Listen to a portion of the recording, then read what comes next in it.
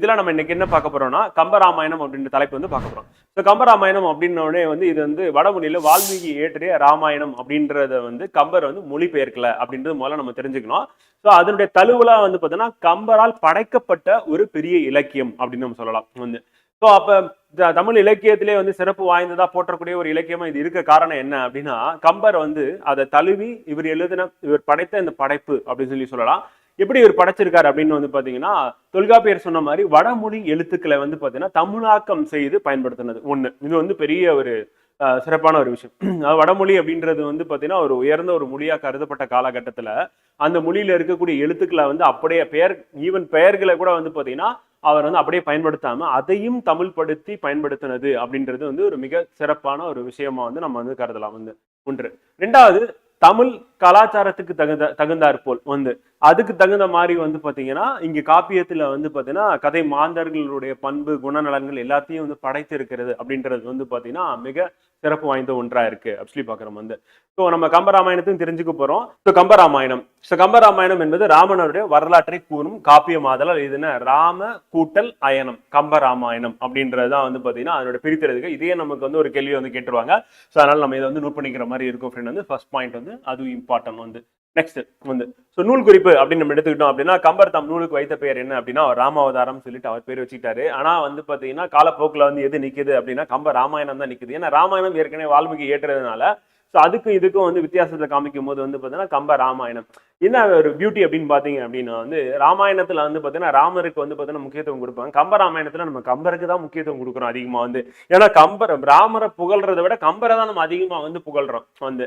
அதையும் மீறி வந்து பாத்தீங்கன்னா கம்பர் சில இதெல்லாம் பண்ணியிருப்பாரு. அது என்ன அப்படின்றத வந்து நம்ம பார்ப்போம். அதனால நம்ம சமுதாயத்துல எப்படி மாற்றங்கள் வந்து நிகழ்ந்திருக்கு, என்னென்னலாம் வந்து பாத்தீங்கன்னா பெயர் பெற்றிருக்கு அப்படின்றதையும் நம்ம வந்து உள்ள பார்க்க தான் போறோம் வந்து. கம்பர் தம் நூலுக்கு வைத்த பெயர் வந்து ராமாவதாரம். இந்நூலை இயற்றியவரையான கம்பர். அந்த கம்பர் இயற்றிய ராமாயணம் கம்பராமாயணம் எனப்பட்டது அப்படி சொல்லி பார்க்கிறோம். இப்ப கம்பராமாயணம் அப்படின்றத நமக்கு வந்து நின்றுச்சு அப்படி சொல்லி பார்க்கிறோம். நம்ம சிலபஸ்லயும் கம்பராமாயணம் தான் இருக்கு, அதுதான் நிக்குது, ராமாவதாரம் கிடையாது வந்து.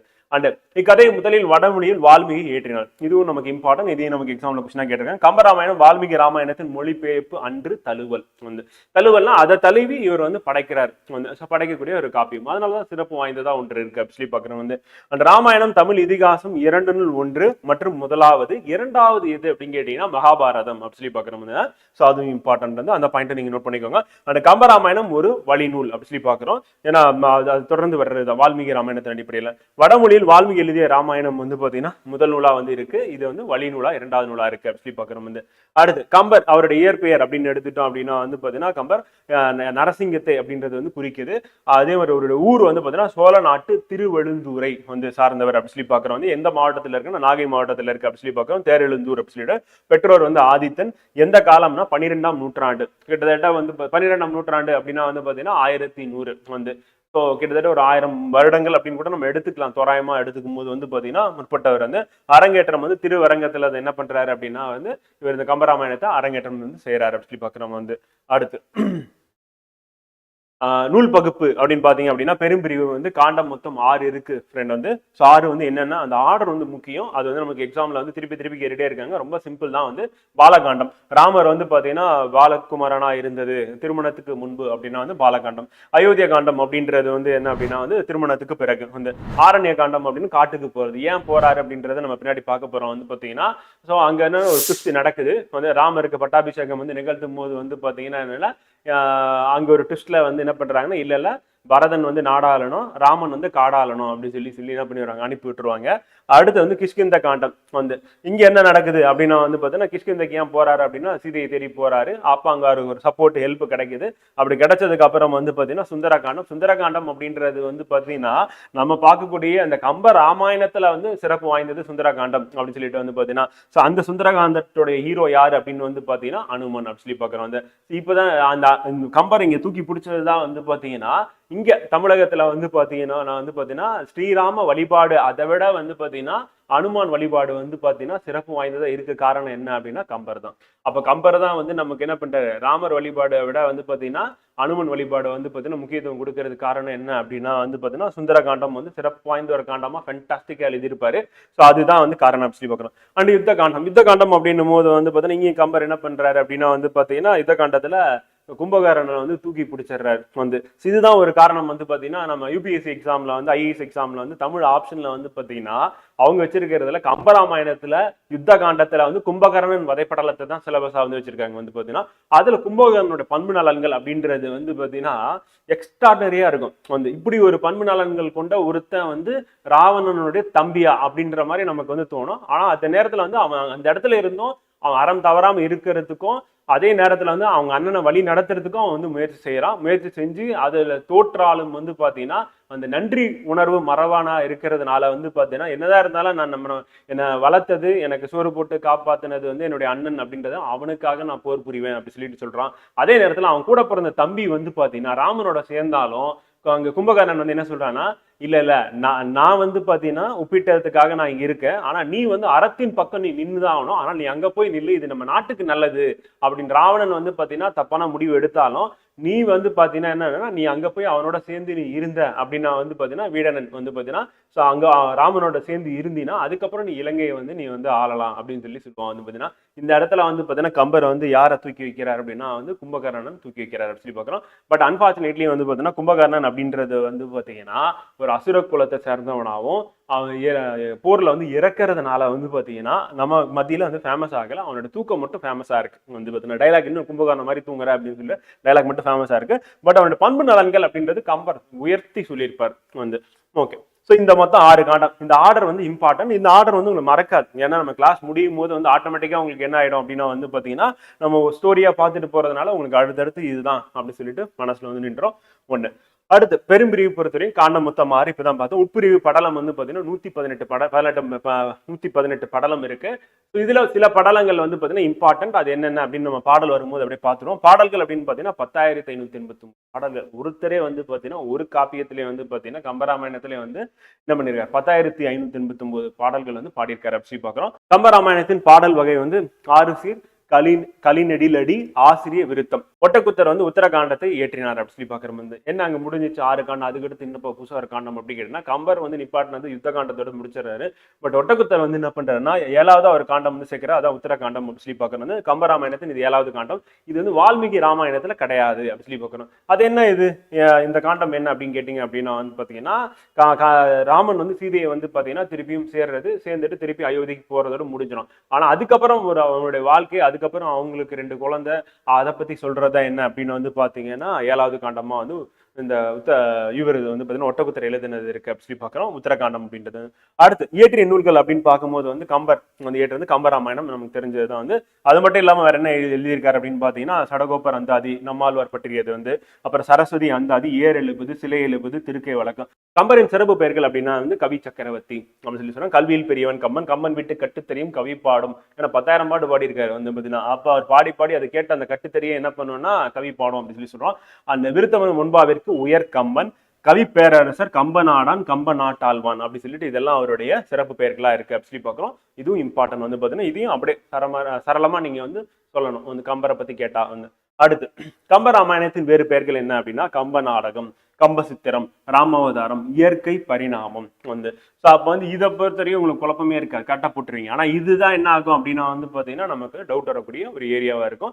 ஸோ அந்த மாதிரி வந்து நம்ம மறக்கக்கூடியது அதோட தொடர்பில்லாத சில வார்த்தைகளோட இருக்கக்கூடிய பெயர்கள் வந்து பார்த்தீங்கன்னா நம்ம அண்டர்லைன் பண்ணி ஞாபகம் வச்சுக்கணும். அதுதான் நமக்கு எக்ஸாம்லையும் கொஸ்டின் கேட்டுருவாங்க வந்து. கம்பருடைய சமகாலத்தவர் அப்படின்னு நம்ம பார்த்தோம் அப்படின்னா யார் பார்த்தீங்கன்னா ஃப்ரெண்ட் வந்து புகழேந்தி புலவர், ஜெயங்கொண்டர், ஒட்டக்குத்தர் இவர் சமகாலத்தில் 2ஆம் குலோத்துங்கன் வந்து மன்னன் காலத்தில் கம்பர் வாழ்ந்தார் அப்படி சொல்லி பார்க்குறோம். ஸோ இதுவும் இம்பார்ட்டன்ட் வந்து. புகழேந்தி புலவர், ஜெயங்கொண்டர், ஒட்டக்குத்தர் அவருடைய சமகாலத்து புலவர் யாரு, அவருடைய சமகாலத்து அரசர் யாருன்னு கேள்வி கேட்டுருவாங்க. இம்பார்ட்டன்ட் வந்து. அடுத்து ஆதரித்தவர் யார், கம்பரை ஆதரித்து இந்த பாடல் பாடுறதுக்கு காரணமா இருந்தவர் யார் அப்படின்னா திருவெண்ணைநல்லூர் சடையப்பவலன்றவர் தான் வந்து ஆதரித்தார். இவரை பற்றிய ராமாயணத்திலிருந்து 1000 பாடல்களுக்கு ஒரு பாடல் வீதம் 10 கவிகளில் பாடியுள்ளார் வந்து. ஸோ அவரை பத்தி பாடணும்ல வந்து. எப்படி வந்து பாத்தீங்கன்னா இப்போ ஒரு ப்ரோக்ராம் நடக்குதுன்னா அதுக்கு யார் ஸ்பான்சர் பண்றாலும் அவங்க பேரை டைட்டில் வந்து போடுறாங்களா. ஸோ அந்த மாதிரி தான் வந்து பாத்தீங்கன்னா கம்பர் என்ன பண்றாரு அப்படின்னா டைட்டில் மட்டும் போடல, 1000 பாடலுக்கு ஒரு பாடல் வந்து பாத்தீங்கன்னா இவரை பத்தி பாடிட்டு இருக்காரு அப்படி பாக்குறோம். ஸோ இதையும் நமக்கு தேர்வுல கொஸ்டினா வந்து கேட்டிருக்காங்க. அடுத்து பொதுவான குறிப்புகள் அப்படின்னு பார்க்கும்போது வந்து பாத்தீங்கன்னா கற்போருக்கு இனிமை தரும் வந்து கவிச்சுவை நிறைந்தது அப்படின்றது வந்து பொருள் அணி நடையால் சிறந்த நூல் அப்படின்னா எதுன்னு கேட்பாங்க. கேட்டாங்கன்னா கம்பராமாயணம் அப்படின்றது இம்பார்ட்டன்ட். தமிழ் இலக்கியத்தில் காப்பிய வளர்ச்சி வந்து பாத்தீங்கன்னா கம்ப கம்பர் படைப்பினால் உச்சநிலையை அடைந்தது அப்படின்னு சொல்லலாம் வந்து. காப்பிய வளர்ச்சி நம்ம ஐம்பெருங்காப்பியங்கள் ஐம்பெருங்காப்பியங்கள் சொல்லுவாங்க வந்து பாத்தீங்கன்னா அதுல உச்சநிலை அடைந்ததுக்கு காரணம் என்ன அப்படின்னா வந்து கம்பராமாயணம் அப்படின்னு சொல்றோம். அந்த கம்பராமாயணம் பெருங்காப்பியத்திற்கு உரிய இலக்கணங்களை முழுமையாக பெற்றது அப்படி சொல்லி பாக்குறோம். வந்து ஒரு பெருங்காப்பியம்னா அதுக்கான இலக்கணம் அப்படின்னு வகுக்கும் போது வந்து பாத்தீங்கன்னா அது எல்லாத்தையும் வந்து பூர்த்தி செய்யக்கூடிய ஒரு இலக்கியம் காப்பியம் எது அப்படின்னு சொல்லி கேட்டாங்க அப்படின்னா வந்து பாத்தீங்கன்னா அது கம்பராமாயணம் அப்படின்னு சொல்லி பாக்குறோம். ஸோ அதுவும் இம்பார்ட்டன் வந்து பாத்தீங்கன்னா போல் பண்ணியிருக்கல. ஸோ அந்த போல் பண்ணியிருக்கிறத பேஸ் பண்ணி உங்களுக்கு கொஸ்டின் வந்து கேட்பாங்க. ஸோ அதை வந்து நீங்களும் அண்டர்லைன் பண்ணிக்கோங்க, பண்ணிட்டீங்கன்னா கரெக்டா இருக்கும் ஃப்ரெண்ட் வந்து. அடுத்து தொல்காப்பிய நெறி நின்றவர் கம்பர் எப்படிப்பா அப்படின்னு கேட்டீங்க அப்படின்னா வடமொழிகளை நீக்கி தமிழ் படுத்தியவர். பேர் எல்லாமே பாத்தீங்கன்னா என்னன்னா வடமொழியே இருக்காது, எல்லாத்தையும் மாத்திரார் வந்து பாத்தீங்கன்னா. அப்படி மாற்றி தமிழ் படுத்தினவர் யார் அப்படின்னா கம்பர் அப்படி பார்க்குறோம் வந்து. அந்த திருவெண்ணை நல்லூர் திருவெற்றியூர் போன்ற இடங்களில் ராமாயணத்தை பாடி பின் திருவரங்கத்தில் அரங்கேற்றினார். அரங்கேற்றம் நம்ம திருவரங்கம் ஏற்கனவே பார்த்தாச்சு வந்து பார்த்தீங்கன்னா ஃபர்ஸ்ட் பாடினது வந்து பார்த்தீங்கன்னா திருவெண்ணை நல்லூர் திருவெற்றியூர்ல வந்து பாடுறாரு. பட் அரங்கேற்றது திருவரங்கத்தில் அரங்கேற்றார் சொல்லி பார்க்குறோம். அந்த அயோத்திய காண்டத்தில் குகப்படலம் அப்படின்றது வந்து பார்த்தீங்கன்னா 7வது படலமாக இருக்கு. இதனை கங்கை படலம் என அழைப்பார் வந்து. ஏன்னா குகன் அப்படின்ற கேரக்டர் வந்து பார்த்தீங்கன்னா ரொம்ப ரொம்ப முக்கியமான ஒரு கேரக்டர் வந்து பார்த்தீங்கன்னா ராமர் வந்து என்ன சொல்லுவார் அப்படின்னு வந்து பார்த்தீங்கன்னா நம்ம சகோதரர் மொத்தம் 4 இது 5ஆவதா நீ வந்து சேர்ந்துட்ட அப்படி சொல்லி சொல்லுவார் வந்து. அந்த அளவுக்கு வந்து குகனை வந்து பாத்தீங்கன்னா குகன் வந்து ராமர் லக்ஷ்மணன் மீது பாசத்தை வந்து காட்டுவார். அதுக்கு பதில் இவர் வந்து காட்டக்கூடிய அந்த பாசம் தான் என்ன அப்படின்னு வந்து பாத்தீங்கன்னா என்னுடைய சகோதரனா வந்து உன்னை நான் ஏத்துக்கிறேன் அப்படி சொல்லி சொல்லுவார் வந்து பாத்தீங்கன்னா. அந்த ராமாயணத்தில் இரணியன் வதைப்படலமும் மாயா சனக படலமும் சிறந்தது. அடுத்து மாயா சனக படலமும் அப்படின்னா வந்து சானகி வந்து ராமருடைய லைஃப் தான் சானகி. சீதை வந்து பாத்தீங்கன்னா அவங்களோட அப்பா வந்து வேடத்துல வந்து பாத்தீங்கன்னா ஒரு அசுரன் தான். அசுரன் வந்து என்ன பண்ணுவான், அரக்கன் வந்து என்ன பண்ணுவான் அப்படின்னா வந்து அவங்க அப்பா மாதிரி வேடம் தரித்து வர்றது. அதுதான் வந்து மாயா சனக படலம் அப்படின்னு சொல்லிட்டு வந்து பாத்தீங்கன்னா அந்த ரெண்டுமே எங்க இருக்குன்னா நம்ம கம்பராமாயணத்துல வந்து இருக்கு, வால்மீகி ராமாயணத்துல இல்ல. அடுத்து விருதமனும் ஒன்பாவில் உயர் கம்பன் என்னும் கூறியவர் வந்து யாருன்னா திருத்தக்கதேவர் வந்து சொல்றாரு அப்படின்றது. ஸோ அதுவும் இம்பார்ட்டன்ட் வந்து. ஓகேவா. அடுத்து யாமறிந்த புலவரிலே கம்பனை போல் வள்ளுவனை போல் இளங்கோவை போல் ஆர்டரை பார்த்தீங்களா. பாரதியார் வந்து பார்த்தீங்கன்னா கம்பருடைய அந்த படைப்பை வந்து பார்த்தீங்கன்னா மிக உயர்ந்தது அப்படின்னும் போது வந்து பார்த்தீங்கன்னா அந்த ஆர்டர்ல தலைவர் எப்படி வைக்கிறார் பாருங்க. ஃபர்ஸ்ட் வந்து பார்த்தீங்கன்னா கம்பனை போல், அடுத்து வள்ளுவனை போல், அடுத்து வந்து இளங்கோவை போல், பூமிதனில் யாங்கனுமே பிறந்ததில்லை என்று பாரதியார் கம்பரை பாராட்டியுள்ளார். அடுத்து திருக்குறளும் கம்பராமாயணம் வந்து தமிழுக்கு கதி என்ன பெரியோர்களால் சொல்லப்படுகிறது சொல்லி பார்க்கிறோம் வந்து. இங்கே திருக்குறள் முன்னாடி வந்துருச்சு வந்து. அடுத்து உலகில் நாகரிகம் முற்றிலும் அழிந்து விட்டாலும் வந்து திருக்குறளும் ராமாயணம் இருந்தால் போதும் அப்படின்னு யார் சொல்றா, கால்டுவெல். இது இருந்தா போதும் திருப்பி உங்களை என்ன பண்ணலாம், அதாவது குரங்குலேருந்து மனிதனை கொண்டு வந்ததுனால அந்த மாதிரி வந்து பார்த்தீங்கன்னா நீங்க நாகரிகமே இல்லாம நீங்க வாழ்ந்தாலும் உங்களை நாகரிகமான மக்களா மாற்ற முடியும் கால்டுவெல் சொல்றாரு. எதை வச்சு மாத்துறேன் அப்படின்றாருன்னா திருக்குறள் ராமாயணம் 2 வச்சிருந்தா போதும், 2 படித்தனா போதும், இது படிச்சு உங்களுக்கு புரிய வச்சுட்டனா போதும், நீங்க வந்து நாகரிகமான மனிதர்களாக வாழ முடியும் அப்படின்னு சொல்லி கால்டுவெல் வந்து சொல்றாரு அப்படி சொல்லி பாக்குறோம்.